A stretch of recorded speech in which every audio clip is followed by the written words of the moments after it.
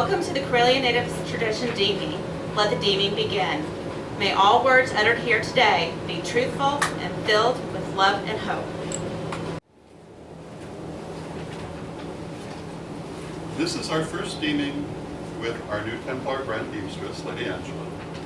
And this is part of an ongoing attempt to improve our temple making process, to involve more people, to involve more process, more standards, and to help all of our people who are running groups.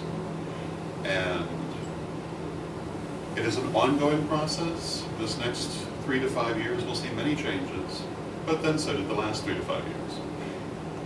And it is a path that never ends like everything else. But we are hopeful that you will see significant changes as we go forward that will make it an easier and better experience for everyone. So please welcome Lady Angela.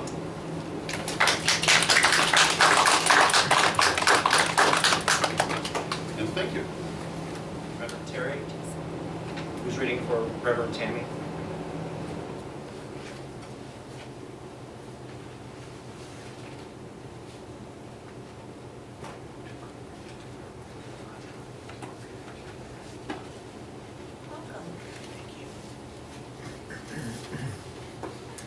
We shall now proceed with the questioning. Are you ready? I am. Okay.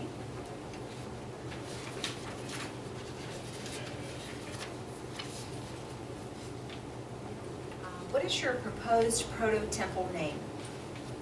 Dessert Moon Rising. Okay.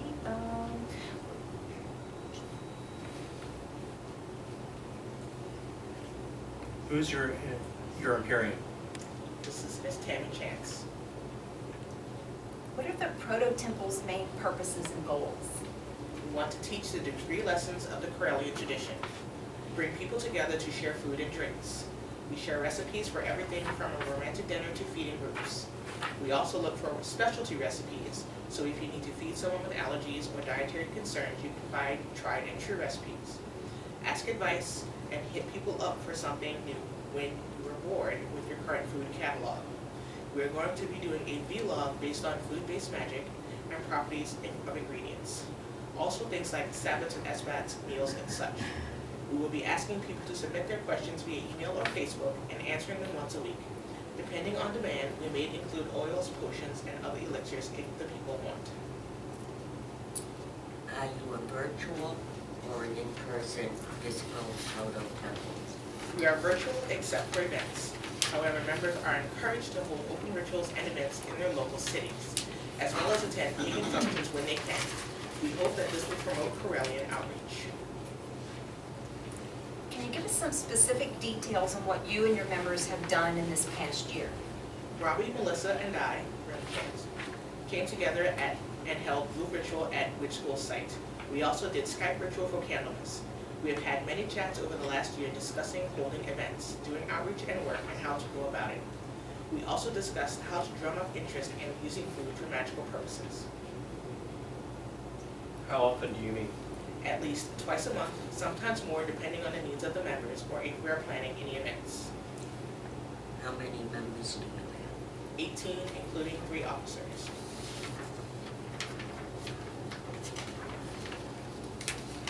Can you tell us the statement of purpose for your proposed proto-temple? The statement of purpose. A Correllian temple exists to provide a place for people to learn about and participate in Wiccan religion, specifically the Correllian tradition. Bring people together to share food and drinks. We share recipes for everything from romantic dinner to feeding groups. We also look for specialty recipes, so if you need to feed someone with allergies or dietary concerns, you can find tried and true recipes. Ask advice and hit people up for something new when you're bored with your current food catalog. Members are encouraged to hold open rituals and events in their local cities, as well as attend pagan functions when they can. We hope that this will promote Correllian outreach. Does anyone else have any additional questions? Thank you, Reverend Terry.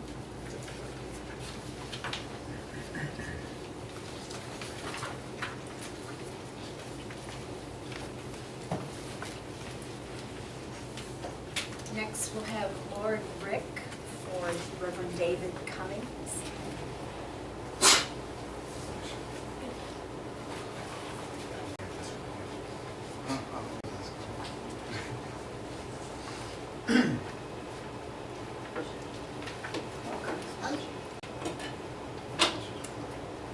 What is your proposed prototypical name? Walking.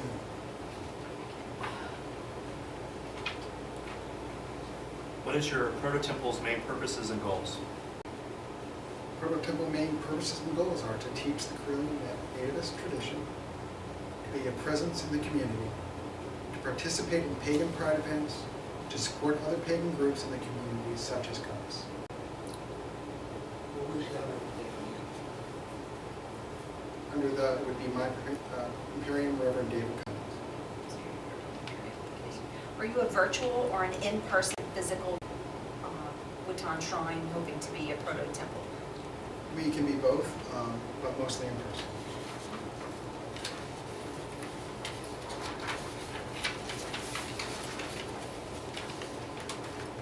Can you give us some specific details on what you and your members have done this past year?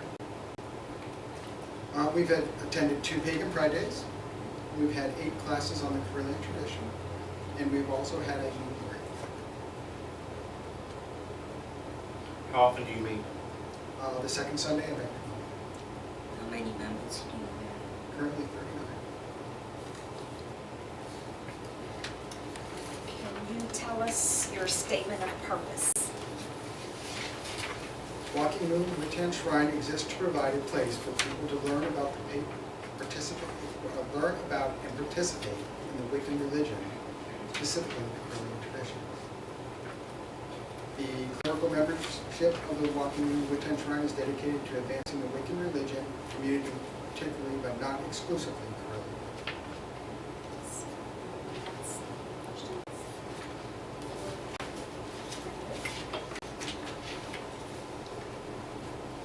No. Thank you. My pleasure.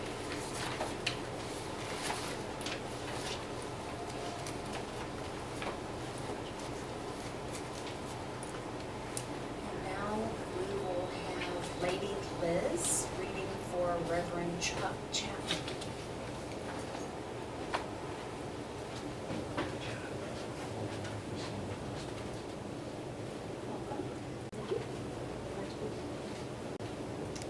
What is the proposed proto-temple name? Lady of the Circle in the Oaks, which is the same as the Wutan. Who's your Imperium? It is Reverend Chuck Chapman, HP, who is himself. He's in his yes. Okay. And proto-temple's main purposes and goals?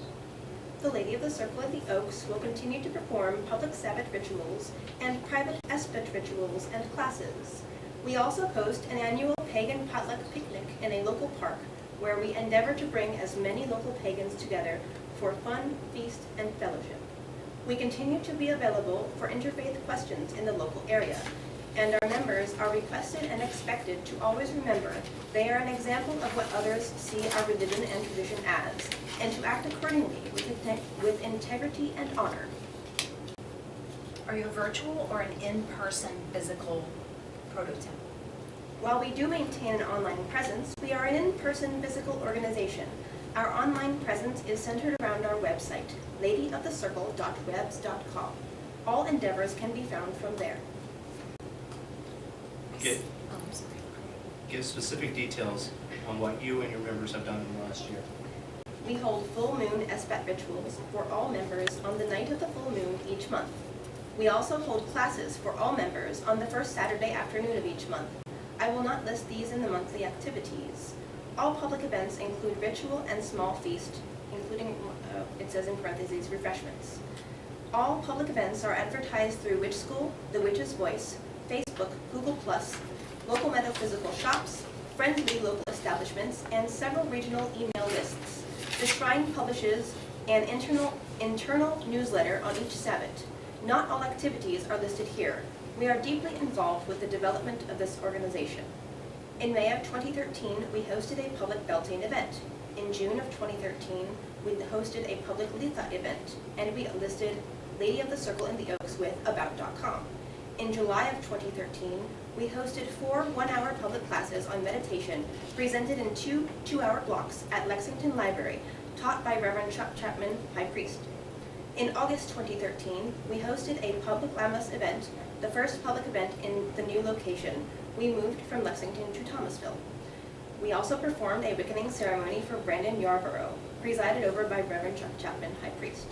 We arranged to post information concerning Lady of the Circle in the Oaks and upcoming events with Any Which Way, located in Concord, North Carolina. We hosted a member class beginning the Goddess Study series with a class entitled The Ice Age, taught by Reverend Jennifer Westmoreland. We performed a ceremonial hand fasting ceremony for Joey and Ashley Trevette. Lady of the Circle in the Oaks in this month is no longer under Reverend Bruce Richard Imperium. Reverend Chuck Chapman has established an account with CNN's iReporter so he could report on local pagan events in the attempt to raise awareness of paganism in the mainstream media. We performed a legal hand fasting ceremony for Dylan and Julia Barber with Reverend Chuck Chapman HP as officiant. In September of 2013, we hosted a member class entitled The Physiological Effects of Stress, taught by Reverend Chuck Chapman, High Priest. In October of 2013, we hosted a member class entitled Goddess Worship in the Neolithic Era, Part 1, taught by Reverend Jenna Westmoreland. We also initiated an Indiegogo campaign to raise funds for several projects. We performed a ceremonial hand fasting for Tim and Holly Reed, and we performed a legal hand fasting for Tim and Carla Streeter. In December 2013, we hosted a public Yule Sabbath ritual and launched a weekly blog talk radio show covering different topics concerning modern pagans. And in January 2014, we added Sunrise Kemetic Shrine as a formal distance shrine. How often do you meet? Members meet at each Sabbath for public ritual. Members also meet for each full moon's espit and for 1 class a month. The board meets at least once a month for steering meeting. How many members do you have? 23 active members, including Reverend Onyx HP, which I believe is Chuck Chapman's crap name.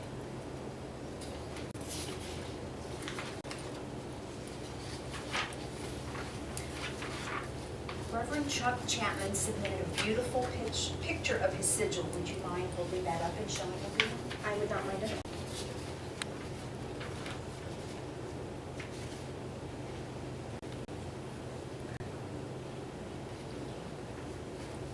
Does anyone else have any questions? Thank you.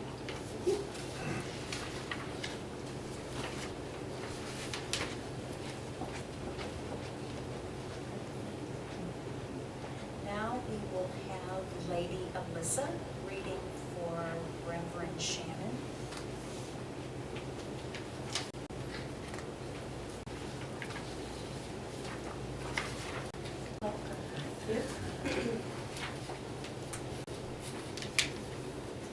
What has been the greatest challenge you have faced since first becoming a Correllian Shrine, and how did you handle that? Activity. We have been online for 2 years now at the time of this writing, and the greatest challenge for us is activity of our members. As with all new websites that people sign up for, they are not used to the routine of signing on every day.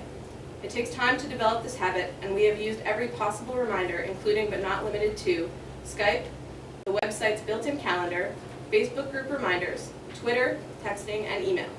We also send out ritual emails so that everyone is notified at the same time when events will happen.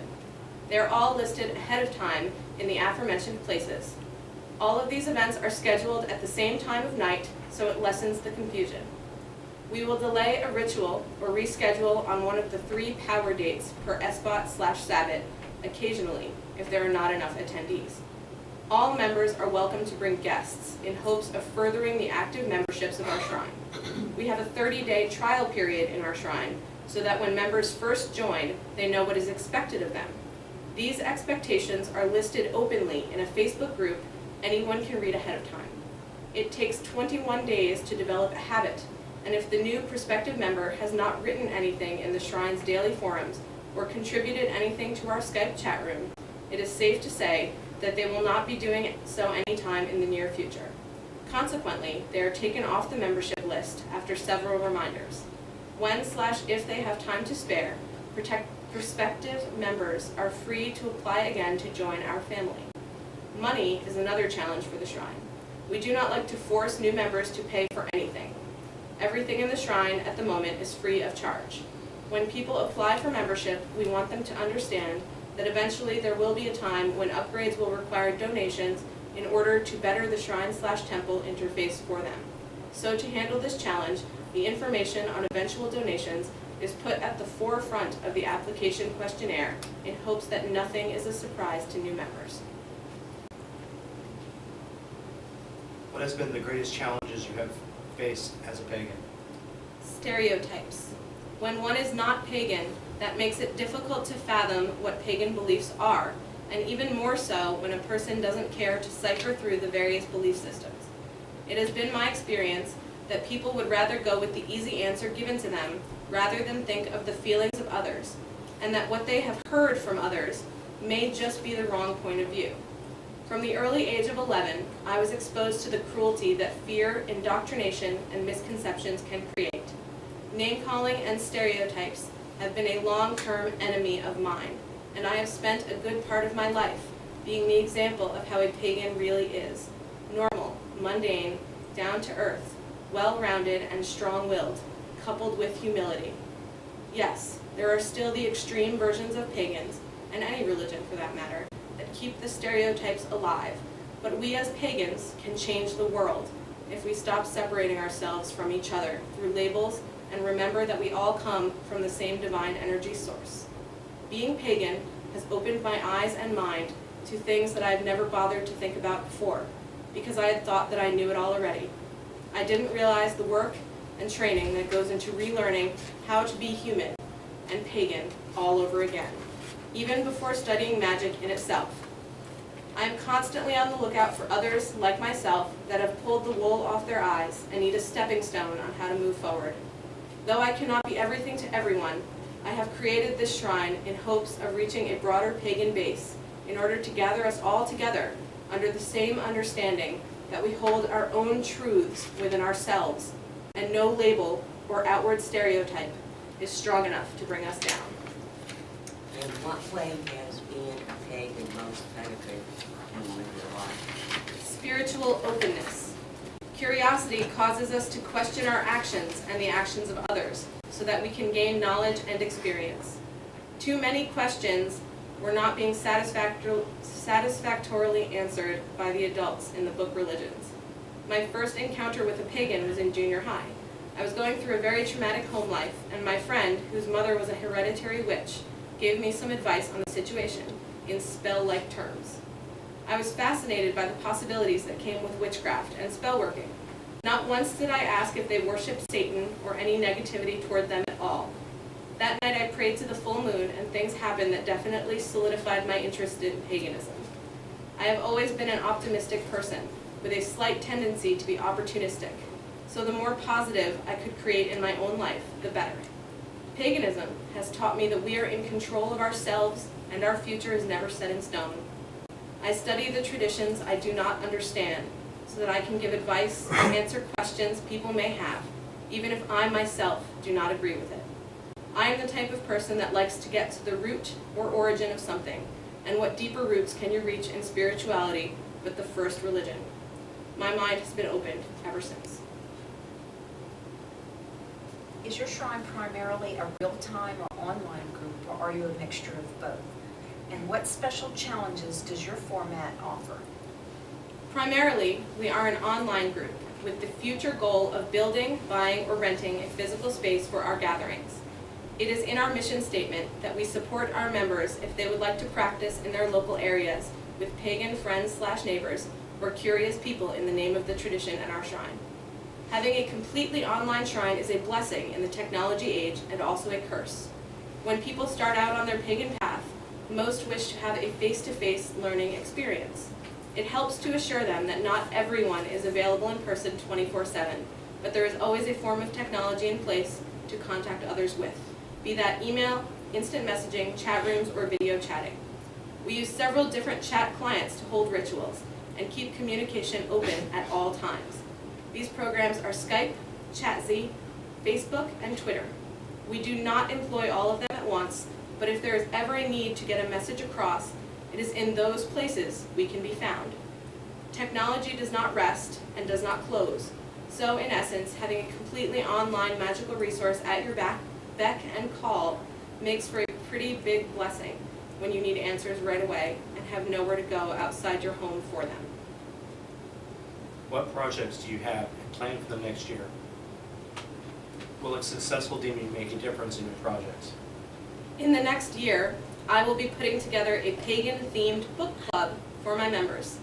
We will gather on Skype either weekly or monthly because I wouldn't want to ask too much from people with their studies and doing the daily routines that they do offline and online. My goal is to gather us together under a common subject and have discussions on the same topic so that everyone takes in the information and feels that they are actually getting something out of our shrine besides routines and rituals. Something fun for them to do that helps them grow spiritually. I would also like to teach classes. While at the moment I will limit my courses to some subjects other than the Correllian degrees, full temple status will probably be required, as is successful completion of 3rd degree, in order for me to add those courses in anyway. So that will make a difference in the next year when I work towards both goals simultaneously. Successful Deeming will allow for ordained rituals of wickening, coming of age, hand fastings, and crossing to be performed legally by our members if their degree levels match that of the tradition's guidelines. Having the shrine become a temple will be one less thing to worry about legally and one more blessing in the long run. What kind of projects do you hope to work on in the next 10 years? What are you doing to prepare for these? How can we help you to prepare for these? Within the next 10 years, I will be planning on building a physical location for the temple in my local area. This is also encouraged among my long-term members that have the means to do so and the demand for it in their area. I will be hosting social events and get-togethers so that everyone will get the social time they crave, as well as keeping up with our online presence and adding video and audio to our mediums of communication. I would like to have all ritual gatherings be in person, but I would never want to exclude those dedicated members that are not in our local chapter, which is why we would need to be a chartered temple in order to properly take donations to be an upgraded online presence and self-sustaining otherwise.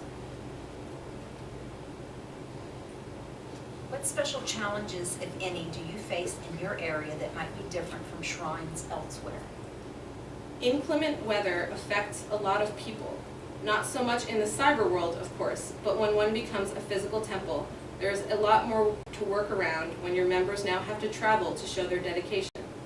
Online is still, to me, a valuable location because it eliminates a lot of physical hardships, but creates more mental ones. With those that are having troubles in their daily routines, online is tough, but requires the same type of commitment that a physical space would.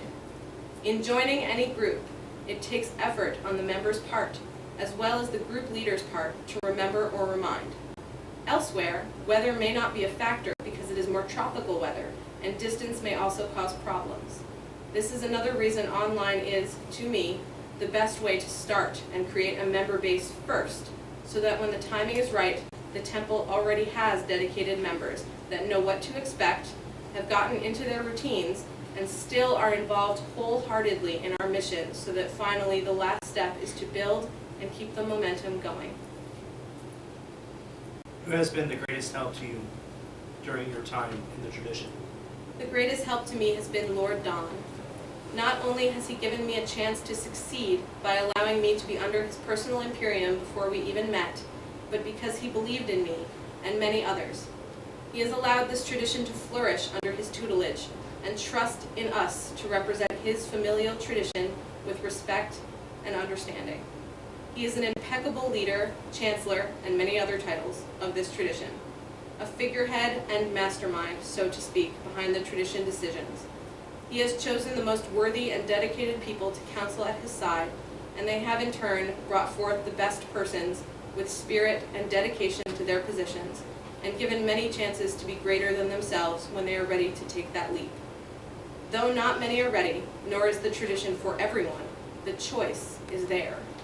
It was his choice to give a chance to each and every individual to prove themselves a good fit for the tradition by figuring out what was important on the inside.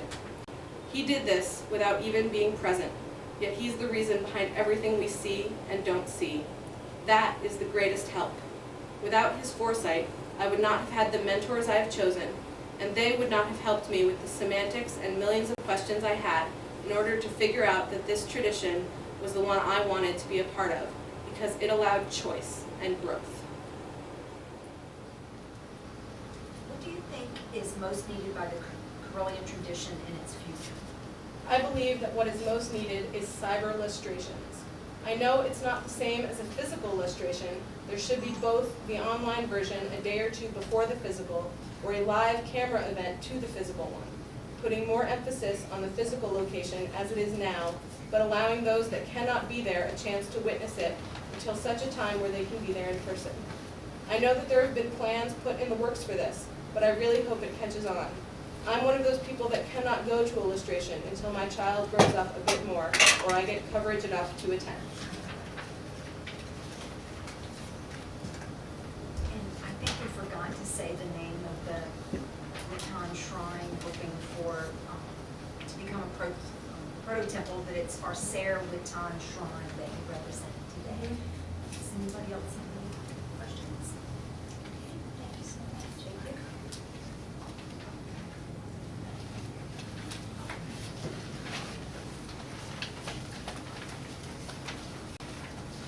Next, we have Reverend Mike Neal reading for Reverend Ara Alsaret from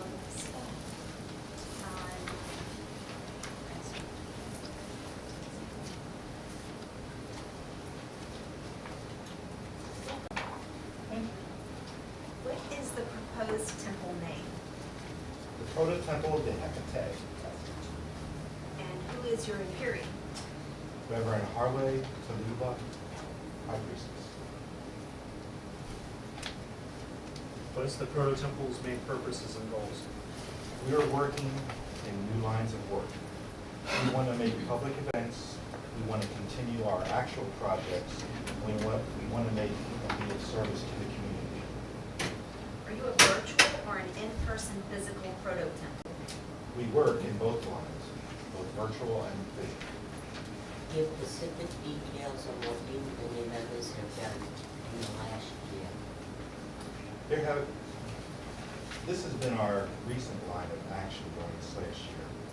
We have made a flame guard of Hecate in all the dark rooms with several followers. They light their flames from Mexico, Argentina, USA, Ireland, Chile, Philippines, Venezuela, Germany, Greece, Dominican Republic, El Salvador, Colombia, Melbourne, Puerto Rico, Morocco, and Spain, in 30 cities now. The rite was created by Ara and has been publicized on Facebook and the Proto Temple's web.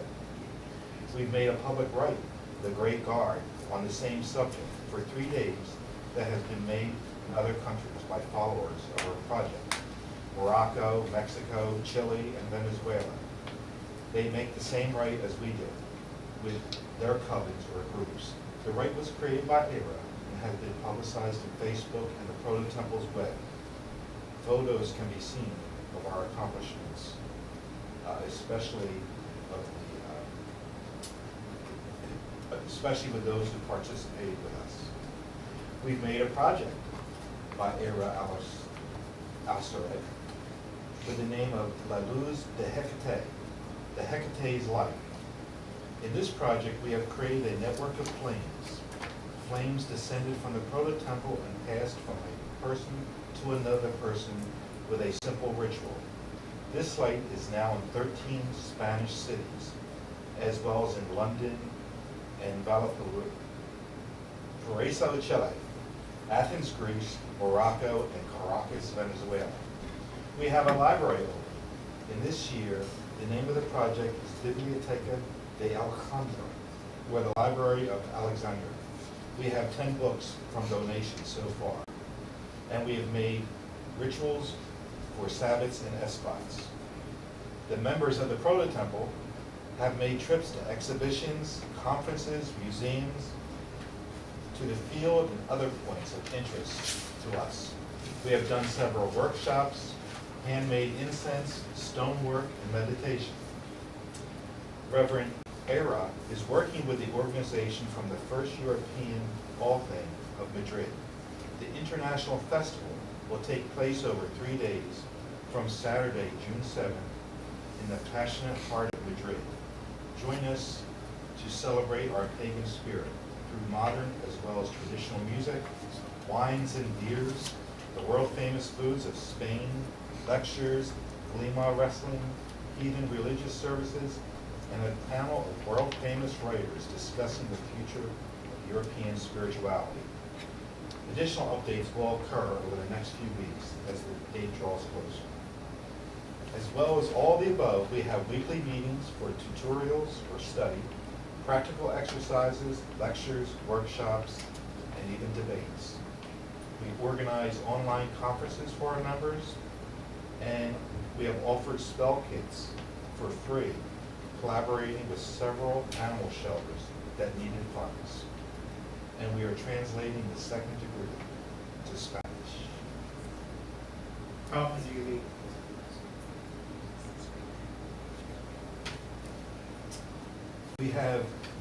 We meet all weeks. 7 person. Here, everybody, go. Thank you. I'm sorry. That you are here. We meet each week. How many members do you have? We have 2 persons who are studying the second degree and 16 who are studying for first degree. That would be 18 people.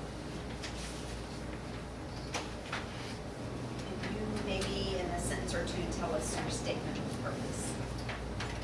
No. Okay. Yes, I will. No. I will be glad to.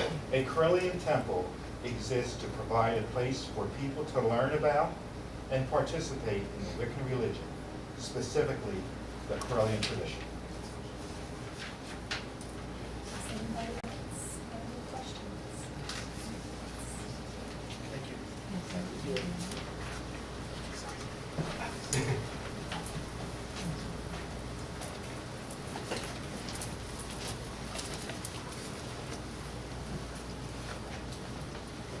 The Deemsters shall reconvene within this lustration to discuss what we have heard today by these lovely people. As each priestess or priest moves through the temple-making process, we watch and support each step. Together, we heard the intentions of these Witton shrines and proto-temples, all witnesses to their process and this tradition's growth. Thank you for taking part today in this temple-making process with us.